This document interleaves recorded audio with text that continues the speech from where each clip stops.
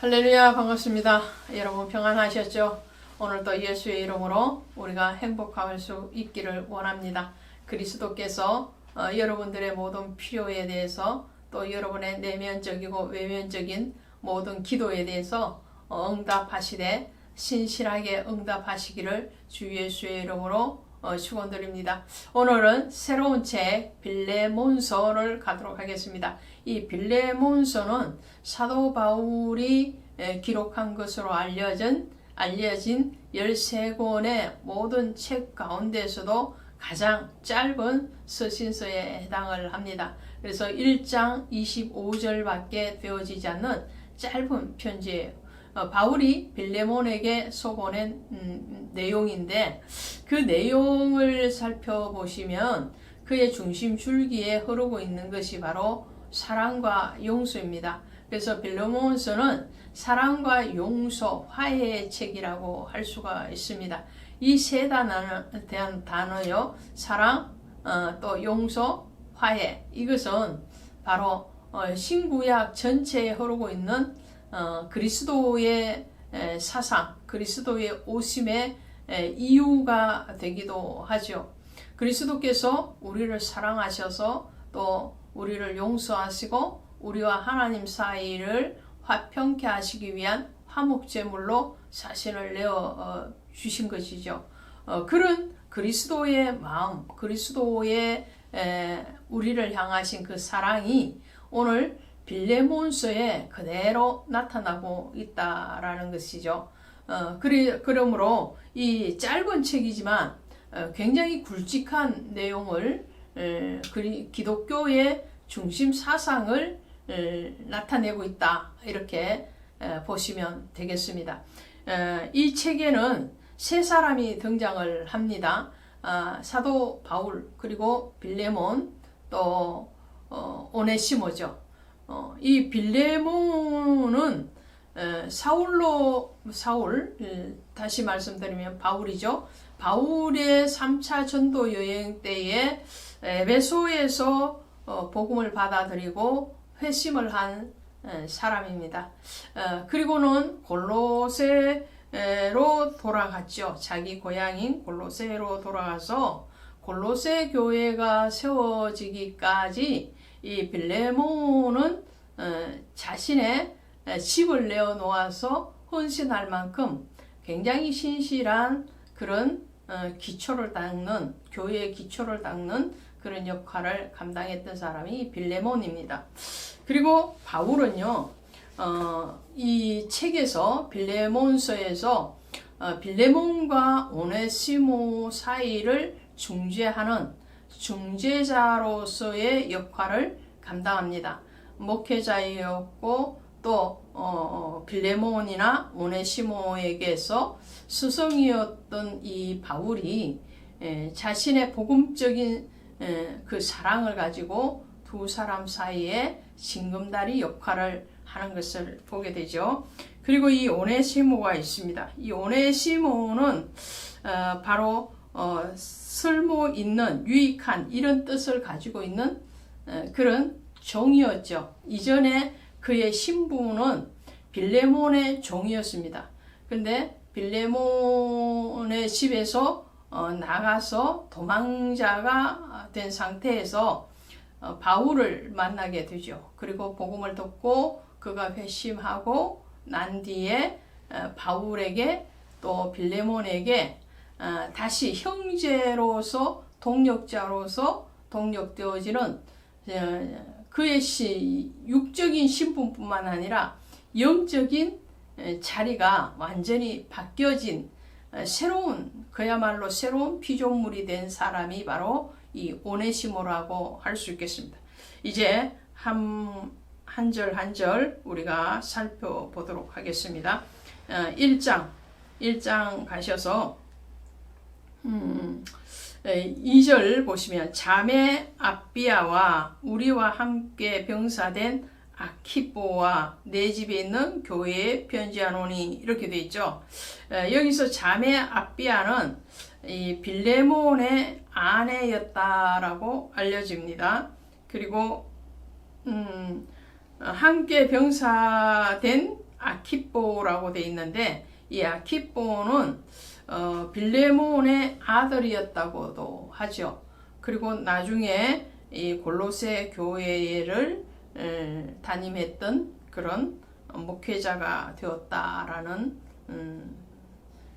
학자들의 견해입니다. 그리고 내 집에 있는 교회에 편지하노니 이렇게 되어 있죠. 좀 전에 말씀드린 것처럼 빌레몬은 자신의 집을 내어놓아서 교회로 사용하도록 했습니다. 그의 신앙이 얼마나 진실되고 또 헌신적이었던가를 알 수 있는 장면이죠. 그러면서 이제 빌레몬에게 안부를 전하고 난 뒤에요. 이렇게 말을 하죠. 9절에 가시니까 도리어 사랑으로서 강구하노라. 무슨 말씀이냐 하면 이 오네시모를 다시 빌레몬에게 돌려보내면서 바울이 명령을 하는 것이 아니고 부탁을 한다, 간절히 구한다 이런 뜻을 해요. 그러니까 빌레몬의 집의 종이었던 이 오네시모가 어느 날 이 빌레몬 집을 나가게 됩니다. 정당하게 주인의 허락을 받고 나가는 것이 아니고 노예였고 종이었던 이 오네시모가 빌레몬 집의 재산상에 어떠한 손해를 끼치고 그것이 어떤 물건을 가지고 도망을 갔는지 아니면 뭐 문서를 들고 나갔는지는 알 수 없지만 재산상의 손해를 끼친 것은 분명해요. 왜 그러냐면 밑에 이렇게 바울이 말을 하고 있잖아요. 어디에 말을 하고 있느냐면은 이렇게 말을 해요. 자, 18절에 보니까 그가 만일 내게 불의를 하였거나 내게 빚진 것이 있으면 그것을 내 앞으로 계산하라. 그러면서 이 바울이 그 손해에 대해서 배상을 하겠다라고 말을 하는 것으로 보면 이 빌레몬 집의 재산상에 손해를 끼친 이 오네시모 도망자 종 혹은 노예죠. 이 도망자 종이 잡히게 되면 당시의 법으로 보면 그는 사형에 준하는 형벌을 받아도 마땅한 자였습니다. 근데 도망갔던 이 오네시모가 얼마 지나지 못해서 어떠한 연유인지는 알 수 없으나 잡힌 거예요. 빌레몬에게 잡힌 것이 아니고 로마에서 잡혔겠죠. 그리고 바울이 지금 현재 로마 감옥에 있는데 그 감옥에서 이 오네시모를 만나게 돼요.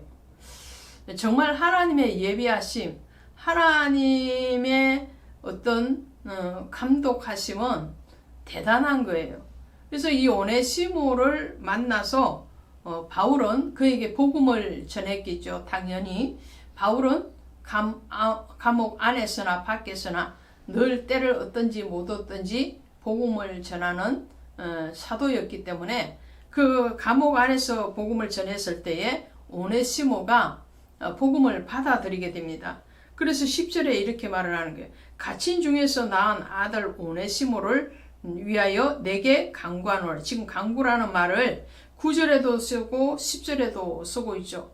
그러니까 바울에게서 이 오네시모의 그 귀함, 그 영혼에 대한 간절함 뿐만 아니라 동역자로서 함께 하고 싶은 그 간절함이 얼마나 큰 것인가를 알 수가 있어요. 이 오네시모를 감옥에서 갇힌 중에서 낳은 아들. 자, 지난번에 디모데나 디도를 얘기할 때는 내가 복음으로 낳은 아들 이렇게 말을 했잖아요. 그런데 지금은 갇힌 자 중에서 낳은 아들.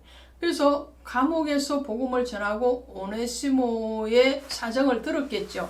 복음을 받아들이고 난 뒤에 오네시모가 이제 그 자신의 과거의 행적에 대해서 고백을 했을 때에 나는 빌레몬 집의 종이었고 거기에서 도망쳐 나온 노예다. 근데 도망 나온 것도 죄인데 뭐 어떤 재산상의 손해를 끼치게 되었다라고 고백했을 때에 바울은 바로 이런 말인 거죠. 세상은 넓은 것 같은데 굉장히 좁구나, 이런 말이 나왔겠죠. 그 빌레몬이 바로 누군가요? 바로 바울의 제자였던 거죠. 그리고 그 빌레몬의 신앙은 그냥 흐지부지한 신앙이 아니고 정말 몸을 던져서, 자신의 재물을 던져서 주를 사랑하는 그런 신실한 사람이었기 때문에 바울은 이 오네시모가 석방되고 난 뒤에 빌레몬에게 편지를 써서 바울이 오네시모의 손에 쥐어주고, 그걸 가지고 너의 과거의 주인이었던 빌레몬에게 가거라, 그런 거예요. 근데 그 편지 내용이 바로 이 빌레몬서예요. 그러면서 빌레몬에게 당부하는 거예요. 이 오네시모는 이제 이전의 도망자의 신분이 아니다. 이제는 남의 것을 도둑질하고, 그리고 정말 부패한 마음으로 살던 예수가 없는 그런 시절의 사람이 아니고, 이제는 변하여 새 사람이 된 사람이기 때문에 이제는 종으로 대접하지 말고 형제를 대접하고, 더 나아가서 나를 대하듯이 하라, 이렇게 말을 해요. 15절부터 보시면, 그가 잠시 떠나게 된 것은 너로 하여금 그를 영원히 두게 함이니, 주님의 섭리에 대해서 얘기하는 거죠. 오네시모가 너의 집을 떠난 것은 그를 변화시켜서 다시 너의 곁에 도우는 신실한 동력자, 형제로 삼기 위한 주님의 예정하심, 주님의 인도하심이었다라고 지금 말을 하면서 16절에 이후로는, 언제로는요? 이제 이 편지를 받아본 이후로는 이런 말이죠. 종과 같이 대하지 아니하고 종 이상으로 곧 사랑받는 형제로 둘 자라. 내게 특별히 그러하거든 하물며 육신과 주 안에서 상관된 내게라. 그러므로 내가 나를 동력자로 알지인데 그를 영접하기를 내게 하듯하고. 엄청난 것을 지금 이 빌레몬에게 요구하는 거예요. 빌레몬은 어떻게 하겠어요? 오네시모가 도망을 가서 잡혀왔으면 그에게 배상을 청구하든지 하다못해 매질이라도 해야 되겠죠. 근데 이제는 다 변했다는 거예요. 오네시모가 빌레몬 집을 떠났을 때의 그 당시의 상황처럼 오네시모도 그런 상태가 아니고, 빌레몬도 이제 복음을 받아들였고 오네시모도 복음을 받아들이고 새로운 사람, 이전에는 육신의 것을 위하여서 먹고 마시고 육신의 양식을 위해서 사두는 그런 사람이었고, 억압받는 그런 종과 상전의 위치였지만 이제는 아니라는 거예요. 이제는 형제이고, 또 바울이 나를 대하듯 하라, 동력자를 대하듯 하라, 그렇게 말을 하죠.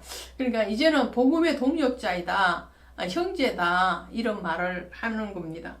그렇다면 이 빌레몬은 이 편지를 받고 어떻게 했겠습니까?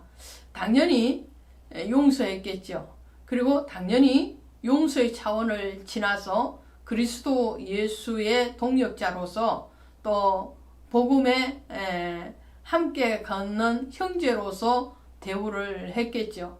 그러므로 이 오네시모는 이후에도 이 빌레몬과 바울에게 정말 없어서는 안 되는 복음의 동력자였던 것을 알 수가 있습니다. 바울은요, 늘 예수 그리스도의 이름을 부르는 곳에는 복음을 전하지 않기로 힘쓰나니 이는 남의 터 위에 건축하지 않기 위함이라. 로마서 15장 20절의 말씀인데요. 바울은 지금 빌레몬에게도 너의 성락 없이는 내가 아무것도 하지 않기를 원한다. 빌레몬과 상관없이 오네시모만 1대1로 대할 수도 있었겠죠. 근데 바울은 그러지 않았어요. 뒤가 끄림직한 이런 행동을 하지 않았어요. 그리고는 이 원래의 주인이었던 이 빌레몬에게 전과 후에 대해서 다 설명을 하면서 부탁을 하죠. 명령이 아니고 부탁을 하면서 너의 용서, 너의 사랑이 없이는 내가 이 오네시모를 나의 동역자로 같이 데리고 다닐 수가 없다. 이렇게 먼저 양해를 구하고 협력을 구하는 바울의 아주 복음을 전하되 아주 신사적으로 전하는, 그리고 그의 바탕이 거짓됨이 없는 청결한 양심을 가진 자의 그런 복음 전도자의 모습을 보게 됩니다. 그 스승의 그 제자였던 이 빌레몬과 오네시모의 사역을 우리가 응원하지 아니할 수가 없죠. 하나님은요, 우리가 복음을 전할 때도 그렇습니다. 깨끗하고 정직한 영과 그리고 우리의 모든 마음이 거짓됨이 없기를 원하는 거예요. 행동이 거짓됨이 없기를 원하는 거예요. 수족관에서 수족관으로 옮기는 그런 역할을 우리에게 맡긴 게 아니에요. 남의 교회의 성도들을 빼앗들어 오고, 그리고 남의 교회를 무너뜨려서 나의 교회가 잘 되게 하는, 이것 자체가 모순인 거죠. 다 주님의 교회이기 때문에 그렇죠. 그리고 우리는 수족관의 어떤 장사하는 사람이 아니고 복음의 전도자라는 거죠. 사람 낚는 어부라고 그랬잖아요. 바다에 가서 물고기를 잡아오는 어부로 우리를 부르셨지, 이 교회 저 교회 양들을 탈취해 오는 그런 삭군으로 우리를 부르지는 않았다라는 것이죠. 오늘 바울은 그런 의미에서도 정말 그의 목회관, 그의 복음 전도관에 대해서는 우리가 한 번 더 깊이 생각하고 본받아야 될 점이 아닌가 합니다. 예수 안에 서로 사랑하고 용서하고 화해하고 더 그리스도 안에서 새로워지는 저와 여러분 몸된 교회가 되기를 원합니다. 고맙습니다.